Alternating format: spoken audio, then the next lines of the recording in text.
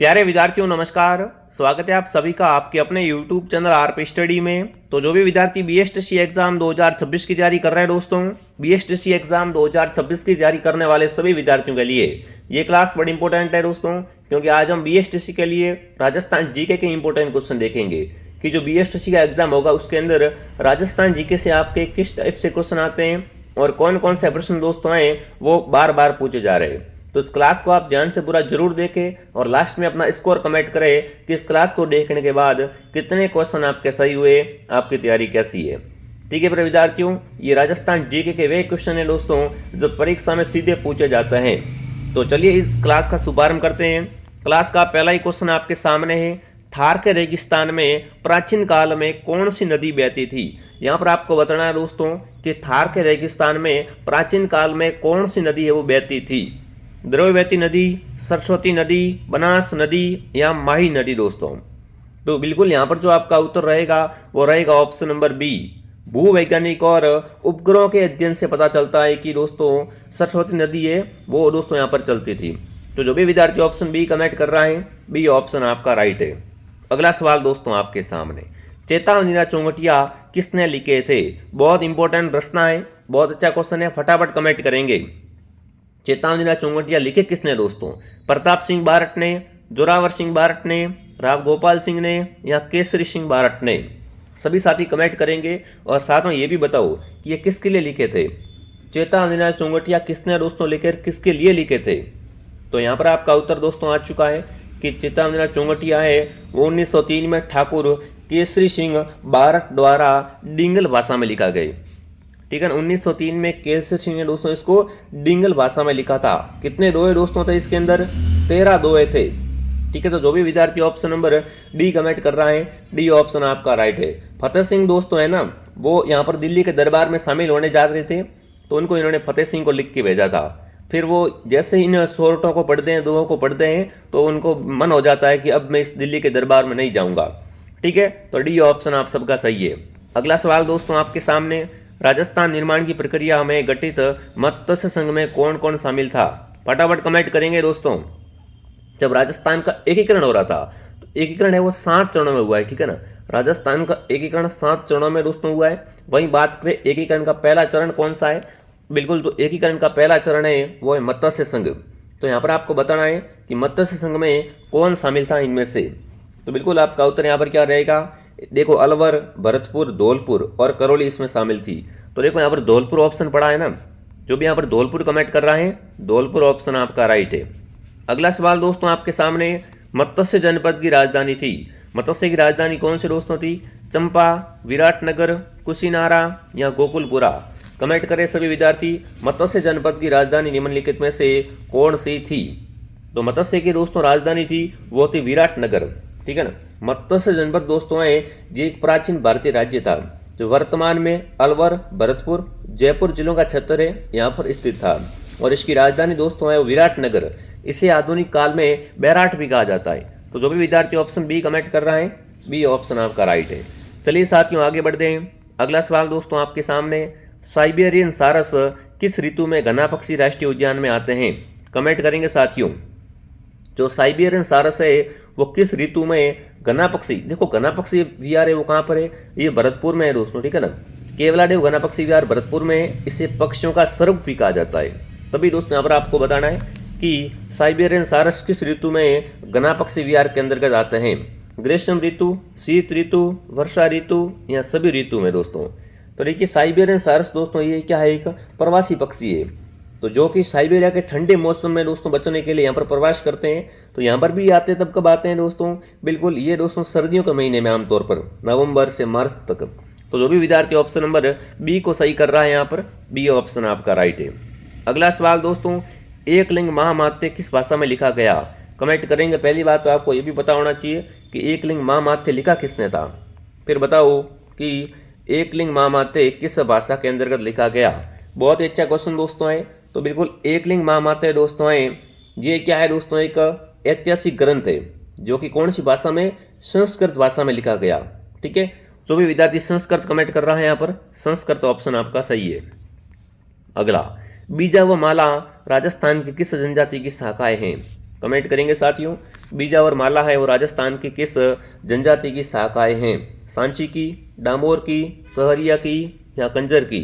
तो बिल्कुल ये क्या है दोस्तों, बीजावर माला सांची जनजाति की शाखाएं होती है। जो भी साथी ऑप्शन ए को सही कर रहा है, ऑप्शन ए आपका राइट है। अपनी क्लास है टाइम टू टाइम दोस्तों आपको बताए, मॉर्निंग 7 बजे, दोपहर 2 बजे और शाम को 9 बजे है वो आती है। तो तीनों क्लासों को आपको देखना है बढ़िया तरीके से, ठीक है। अगला सवाल आपके सामने दोस्तों पूछा है, कमलकांत वर्मा राजस्थान के पहले थे, क्या थे दोस्तों? पहले राज्यपाल, पहले मुख्यमंत्री, पहले न्यायाधीश या उप मुख्यमंत्री? फटाफट कमेंट करेंगे। कमलकांत वर्मा का संबंध है ना। कमलकांत वर्मा दोस्तों है वो राजस्थान के क्या थे? ये राजस्थान के पहले मुख्य न्यायाधीश थे। कमलकांत वर्मा दोस्तों राजस्थान उच्च न्यायालय के पहले मुख्य न्यायाधीश थे दोस्तों, जिन्होंने 19 अगस्त 1947 को शपथ ली थी।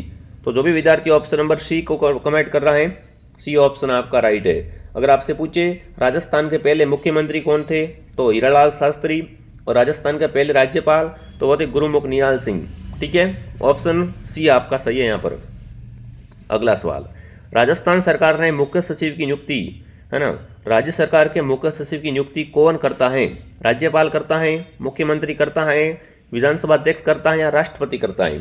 सभी साथी कमेंट करके बता देंगे कि राज्य सरकार के मुख्य सचिव की नियुक्ति किसके द्वारा की जाती है। तो बिल्कुल आपका उत्तर यहाँ पर क्या रहेगा कि राज्य के मुख्य सचिव की नियुक्ति है वो मुख्यमंत्री के द्वारा की जाती है। मुख्य सचिव सिविल सेवा में सबसे वरिष्ठ पद होता है और मुख्यमंत्री का शीर्ष सलाहकार होता है। तो यहाँ पर आपका उत्तर रहेगा मुख्यमंत्री। जो भी मुख्यमंत्री कमेंट कर रहा है बहुत बढ़िया मेरे विद्यार्थियों। अगला सवाल, कोमलगढ़ का किला किस जिले में स्थित है? उदयपुर, चित्तौड़, राजसमंद, प्रतापगढ़?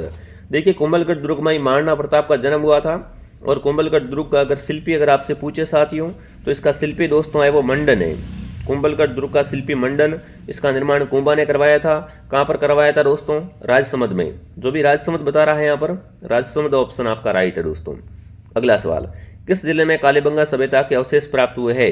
कालीबंगा दोस्तों, कालीबंगा शब्द का शाब्दिक अर्थ है काले रंग की चूड़ियां। कालीबंगा सभ्यता राजस्थान के हनुमानगढ़ जिले में है, ठीक है ना।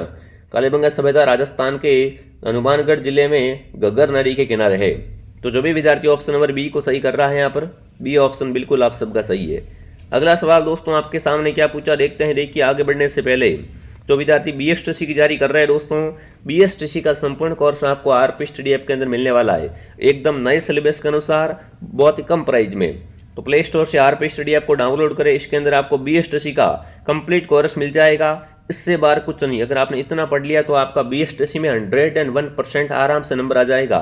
बस आपको जो मैटर देंगे वो आपको पढ़ना पड़ेगा। इसके अंदर नोट्स है, PDF है, टेस्ट है, ठीक है। सभी विषयों का समावेश है, हिंदी, अंग्रेजी, रीजनिंग, शिक्षण अभिरुचि, राजस्थान GK वगैरह। प्रत्येक क्लास के बाद आपका टेस्ट लिया जाता है कि आपको इस क्लास से याद हुआ या नहीं हुआ। पुराने 16 साल के पेपर है वो आपको फ्री मिलेंगे टेस्ट सीरीज के रूप में। प्ले स्टोर से RP स्टडी ऐप को डाउनलोड करें। अगर पेमेंट किसी और से करना है या फिर कोर्स के बारे में कोई जानकारी चाहिए तो हेल्पलाइन से कॉन्टैक्ट करें, ठीक है। बहुत शानदार कोर्स है। इस कोर्स के माध्यम से आप तैयारी करोगे तो आपके नंबर है वो 500 प्लस आएंगे दोस्तों, और आपको घर के पास ही कॉलेज मिल जाएगी, ठीक है। अगला सवाल निम्न में से किस महाराजा के दरबार में 12 कवि, 12 ज्योतिषी, 12 संगीत के और 12 विशेषज्ञ के रूप में गंधर्व बाईसी विद्वान थी? बिल्कुल सिंपल क्वेश्चन आपसे पूछा है कि गंधर्व बाईसी थी दोस्तों वो किसके दरबार में थी? मान सिंह, जय सिंह, भगवत सिंह या महाराणा प्रताप? तो देखिए गंधर्व बाईसी दोस्तों थी वो किसके दोस्तों? जयपुर के शासक सवाई प्रताप सिंह। इन्होंने दोस्तों दरबार में 22 कवि थे, 22 ज्योतिषी थे और 22 विशेषज्ञ थे, जो कि दोस्तों क्या है गंधर्व बाईसी के रूप में विद्वान थे। तो जो भी विद्यार्थी ऑप्शन नंबर क्या कर रहा है यहाँ पर, ऑप्शन नंबर बिल्कुल प्रताप सिंह बता रहा है। प्रताप सिंह ऑप्शन आपका राइट है। इन्होंने दोस्तों क्या किया था, इन्होंने ही साथियों हवा महल का निर्माण का श्रेय भी दिया है इनको, ठीक है। इन्होंने हवा महल का निर्माण भी करवाया था। 1799 हवा महल है वो इन्होंने ही बनवाया था, सवाई प्रताप सिंह। अगला सवाल दोस्तों आपके सामने क्या पूछा देखते हैं। राजस्थान में रियासत काल में प्रचलित खेल कौन सा है? कमेंट करेंगे। जब राजस्थान का रियासत जो काल था दोस्तों उसके अंदर प्रचलित खेल कौन सा हो जाएगा? फटाफट सभी विद्यार्थी कमेंट करेंगे। तो बिल्कुल यहाँ पर आपका उत्तर रहेगा बिल्कुल 60 मारी भी था, आका देना भी था और चौगानिया छोड़ना भी था। तो उपरोक्त डी आप सबका राइट है। जो भी यहाँ पर डी कमेंट करा वेरी गुड। अगला सवाल, संगीत रत्नाकार के रचनाकार हैं कमेंट करेंगे संगीत रचनाकार के रचयिता कौन है विद्यार्थियों। देखिए सारंगधर, अबोहल, समामात्य या भरत मुनि। तो बिल्कुल संगीत रत्नाकार दोस्तों हैं, इसकी रचयिता है वो कौन है दोस्तों, वो है दोस्तों पंडित सारंगदेव, यहाँ आप कह सकते हो सारंगधर। जो भी विद्यार्थी ऑप्शन ए को सही कर रहा है, ऑप्शन ए आपका सही है।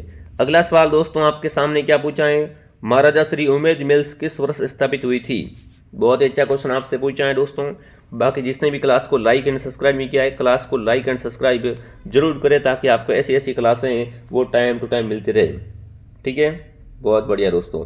महाराजा श्री उमेद मिल्स लिमिटेड दोस्तों हैं, बिल्कुल ये दोस्तों अपने 1939 में, कहाँ पर 1939 में दोस्तों है वो पाली में, ध्यान रखना है यहाँ पर। तो भी विद्यार्थी ऑप्शन नंबर ए को राइट कर रहा है, बहुत बढ़िया। चलिए आगे बढ़ते हैं दोस्तों। बिल्कुल सबका उत्तर यहाँ पर क्या आ रहा है, सही आ रहा है, बहुत बढ़िया, वेरी गुड। चलो आगे बढ़ें। अगला सवाल, अगला प्रश्न आपसे पूछा है, राजस्थान में कागज बनाने का कारखाना सर्वप्रथम किस स्थान पर लगाया गया। देखिए जो कागज बनाने का प्रथम कारखाना है वो कहाँ पर लगा था, पहली सीमेंट फैक्ट्री में, पहली चीनी मिल्स, ऐसे क्वेश्चन बहुत आते हैं। तो राजस्थान में कागज बनाने का सर्वप्रथम कारखाना है दोस्तों, वो सांगानेर जयपुर में स्थापित किया गया था। तो ये कारखाना हस्त निर्मित कागज उद्योग के लिए बहुत ही प्रसिद्ध है। तो भी ये ऑप्शन आपका सही है यहाँ पर। अगला सवाल आपके सामने, राजस्थान का कौन सा नृत्य 2010 में यूनेस्को की अमृत धरोहर सूची में शामिल किया गया है। बताओ राजस्थान का ऐसा कौन सा नृत्य दोस्तों जिसको 2010 में यूनेस्को की सूची में शामिल किया गया है। तो बिल्कुल वो आपका नृत्य है, वो है कालबेलिया दोस्तों। जो भी कालबेलिया कमेंट कर रहा है, कालबेलिया नृत्य और गीत राजस्थान के कालबेलिया समुदाय की एक अभिव्यंजक परंपरा है। ये नृत्य दोस्तों वर्ष 2010 में यूनेस्को की सूची में शामिल किया गया है और ये नृत्य मुख्य रूप से महिलाओं के द्वारा किया जाता है। अगला सवाल आपके सामने, निम्नलिखित में से किस राजस्थानी बोली को ग्रीशियन ने बेली बोली कहा है। कमेंट करेंगे इनमें से किस बोली को ग्रीशियन ने दोस्तों बेली बोली कहा है।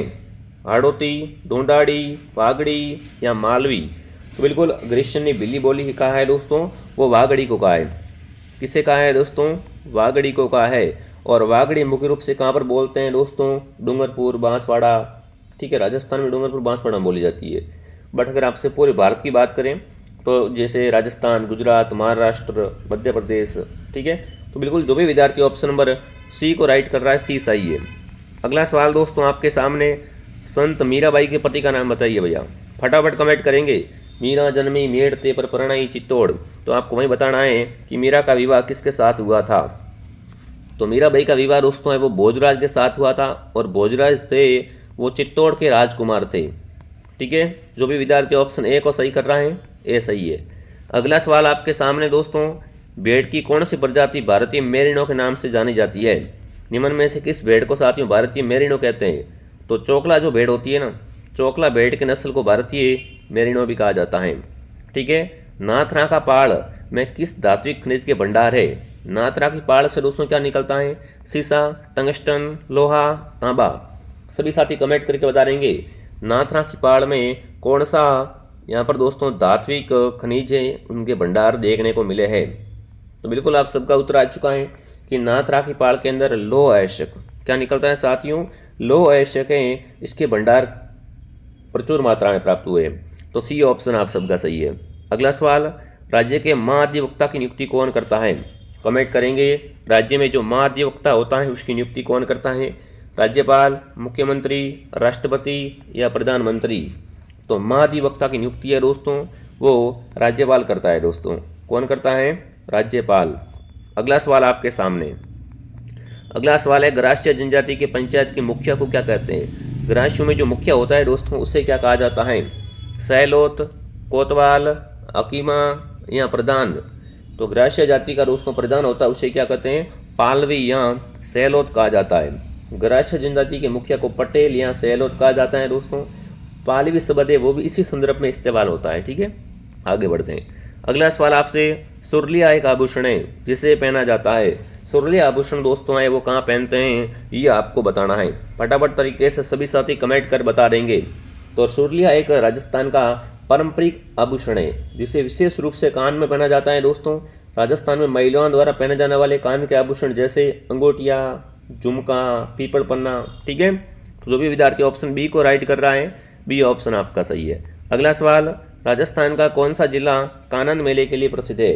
बिल्कुल, कानन मेला है ना, वो किस मेले को कहा जाता है? फटाफट कमेंट करें। टोंक, बाड़मेर, करौली या उदयपुर?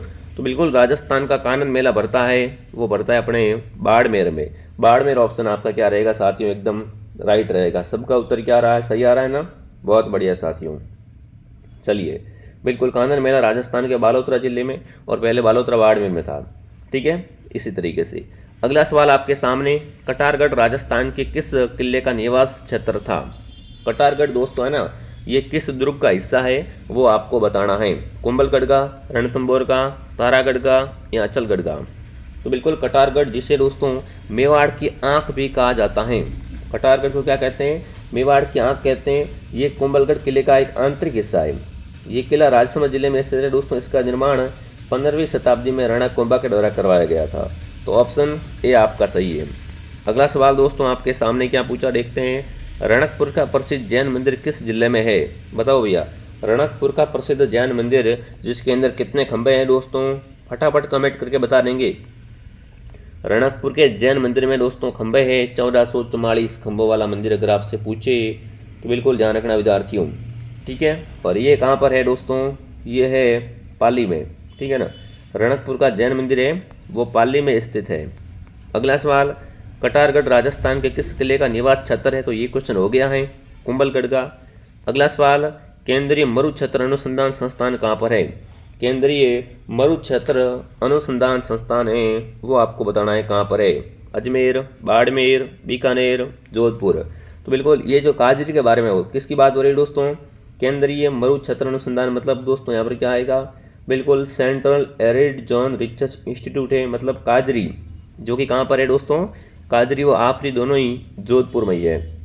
ठीक है, अगला सवाल, अगला है, खेजड़दी आंदोलन में अपना जीवन का बलिदान किसने दिया? बिल्कुल खेजड़दी आंदोलन की दोस्तों बात करें तो आज बच्चा बच्चा जानता है खेजड़दी को, क्योंकि यहाँ पर दोस्तों खेजड़ी के पेड़ों के लिए, बिल्कुल मैं बात कर रहा हूँ 1730 की। 1730 में दोस्तों जब मारवाड़ के राजा अभय सिंह के आदेश पर खेजड़ी के पेड़ों को बचाने के लिए 363 समुदाय दोस्तों, जो बिश्नोई समुदाय के लोगों ने बलिदान दिया था। ये आंदोलन दोस्तों पहले एक महिला का नाम था अमृत देवी बिश्नोई, और उनकी 3 बेटियां उन्होंने की थी, जो कि दोस्तों पेड़ों से लिपट कर या पेड़ों से चिपक कर इनका विरोध किया था। तो बिल्कुल आपका उत्तर रहेगा अमृत देवी है, इनका संबंध खेजड़ी आंदोलन से है। ठीक है, अगला सवाल आपके सामने, राजस्थान के लोक देवता अड़बू जी का जन्म कहाँ हुआ था वो आपको बताना है। चित्तौड़गढ़, जोधपुर, जयपुर या नागौर? बिल्कुल आपका उत्तर रहेगा, राजस्थान के लोक देवता अड़बू जी का जन्म है बुंडेल गांव। कौन सा गांव दोस्तों? बुंडेल गांव नागौर में हुआ था। जो भी विद्यार्थी ऑप्शन नंबर डी को सही कर रहा है, डी ऑप्शन आपका सही है। राजस्थान में मीठे पानी की सबसे बड़ी मानव निर्मित झील कौन सी है? देखिए, राजस्थान की कृत्रिम झील वो आपको बतानी है, तो वो है दोस्तों जैसलमेर झील, जो कि मीठे पानी की सबसे बड़ी झील है। ठीक है, नागौर जिले में स्थित गोटन स्थान किसके लिए प्रसिद्ध है विद्यार्थियों? बिल्कुल गोटन दोस्तों है ना, गोटन नागौर है वो किसके लिए प्रसिद्ध है? शक्कर उद्योग के लिए, सीमेंट उद्योग के लिए, कांच उद्योग के लिए या धातु उद्योग के लिए? तो गोटन नागौर जिले में स्थित सीमेंट उद्योग के लिए दोस्तों क्या है, बहुत ही प्रसिद्ध है। जो भी यहाँ पर सीमेंट उद्योग बता रहा है, सीमेंट ऑप्शन आपका सही है। अगला सवाल, राजस्थान के प्रथम राज्यपाल जिनकी पद पर रहते हुए मृत्यु हो गई? बताओ भाई, ऐसे कौन से दोस्तों राज्यपाल हुए जिनकी पद पर रहते हुए मृत्यु हो गई? निर्मल जैन या शैलेंद्र कुमार सिंह या दरबारा सिंह या श्रीमती प्रभा राव? तो राजस्थान के प्रथम राज्यपाल जिनकी पद पर रहते मृत्यु हुई थी दोस्तों, वो थे दरबारा सिंह। जो भी दरबारा सिंह बता रहा है, दरबारा सिंह ऑप्शन आपका राइट रहेगा। ठीक है साथियों, अगला सवाल, देवयानी तीर्थ स्थल कहाँ पर है? पुष्कर, नाथद्वारा, सीकर या सांबर झील में? देवयानी तीर्थ स्थल है वो आपको बताना है कि कहाँ पर है मेरे विद्यार्थियों। तो ये तीर्थ स्थल है दोस्तों बिल्कुल सांबर झील में। इस तीर्थ स्थल को तीर्थों की नानी के नाम से भी जाना जाता है। ठीक है ना, देवयानी तीर्थ को तीर्थों की नानी कहते हैं। जो भी विद्यार्थी ऑप्शन नंबर डी सही कर रहा है, बहुत बढ़िया। अगला सवाल, मेवाड़ टेक्सटाइल कहाँ पर स्थित है? कमेंट करेंगे मेवाड़ टेक्सटाइल। जैसा कि आपको पता चल गया होगा, नाम आ गया मेवाड़ का, तो मेवाड़ में जब भी नाम मिले दोस्तों, आपको पता है मेवाड़ का क्षेत्र है वो आपका चित्तौड़गढ़, चित्तौड़गढ़, भीलवाड़ा, उदयपुर। ठीक है, तो बिल्कुल मेवाड़ टेक्सटाइल है, ये भीलवाड़ा में स्थित है। इसकी स्थापना 1938 में हुई थी, तो सी ऑप्शन आपका राइट है। अगला सवाल देखिए दोस्तों, देखिए आगे बढ़ने से पहले जो विद्यार्थी BSTC की तैयारी कर रहे हैं दोस्तों, BSTC का संपूर्ण कोर्स RP स्टडी ऐप के अंदर मिलने जा रहा है। जिसने भी कोर्स परचेस नहीं किया है, कोर्स को जरूर ज्वाइन करें। फिर आप कहोगे सर मेरा नंबर नहीं आया, मेरे नंबर कम है, मैं 5 नंबर से चूक गया। फिर ये दोस्तों बाद में पछतावा करने से कुछ नहीं है, जब चिड़िया चुग गई खेत। ठीक है, तो बिल्कुल आप सभी विद्यार्थी कोर्स को ज्वाइन करें। 699 का इन्वेस्टमेंट कीजिए, आपका साल बर्बाद होने से बच जाएगा और बढ़िया शानदार तैयारी कीजिए, नंबर आ जाएगा। ठीक है, तो प्ले स्टोर से ऐप को डाउनलोड कर लो। अगर आपको नज़दीक कॉलेज मिलेगा तो आपको भी बताएं कि आपका डोनेशन वगैरह कम लगेगा, आप कॉलेज जाते रहोगे टाइम टू टाइम। तो कोर्स लेने से तो कहीं ना कहीं आपकी पढ़ाई तो तेज होगी, साथ साथ में आपका इन्वेस्टमेंट यहाँ पर आप 700 रुपये देख रहे हो कॉलेज में, वहाँ पर 30 हज़ार 50 हज़ार पास में मांगेंगे। ठीक है ना, तो वही चीज़ है कि अगर आप 700 रुपये इन्वेस्ट करते हो तो घर के पास कॉलेज मिलेगा, फिर वहाँ पर वो 30,000 पैसे आपको नहीं देने पड़ेंगे। ठीक है, तो ऐप को डाउनलोड करके कोर्स ज्वाइन करें। अगर पेमेंट किसी और से करना है तो हेल्पलाइन नंबर से कॉन्टैक्ट करें। चलिए विद्यार्थियों, मैं आपको मिलता हूँ नेक्स्ट क्लास में। जय हिंद, जय भारत।